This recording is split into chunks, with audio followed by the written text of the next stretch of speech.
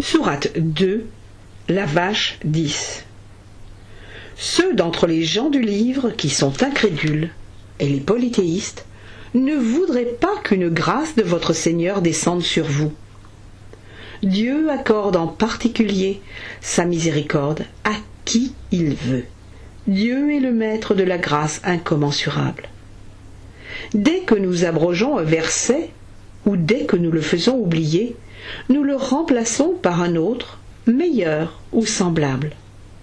Ne sais-tu pas que Dieu est puissant sur toute chose?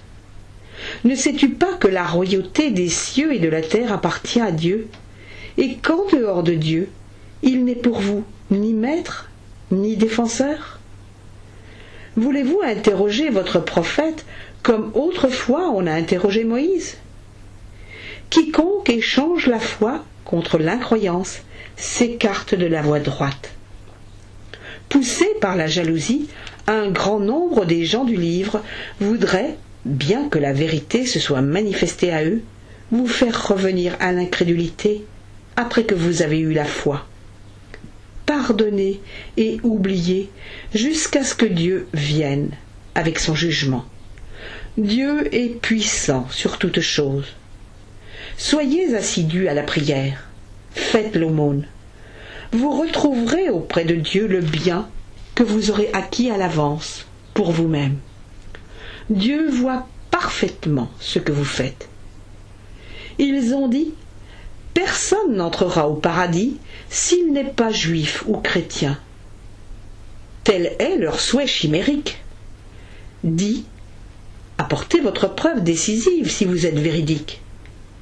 Non, celui qui s'est soumis à Dieu et qui fait le bien aura sa récompense auprès de son Seigneur.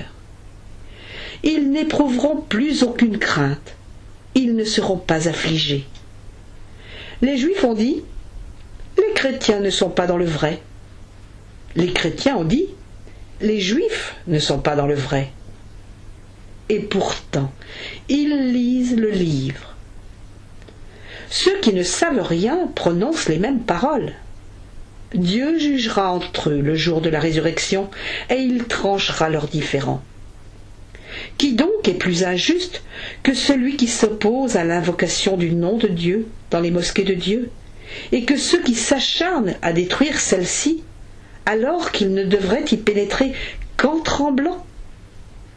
L'opprobre les atteindra en ce monde et dans la vie future.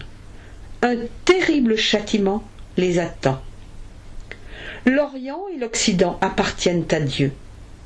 Quel que soit le côté vers lequel vous vous tournez, la face de Dieu est là. Dieu est présent partout et il sait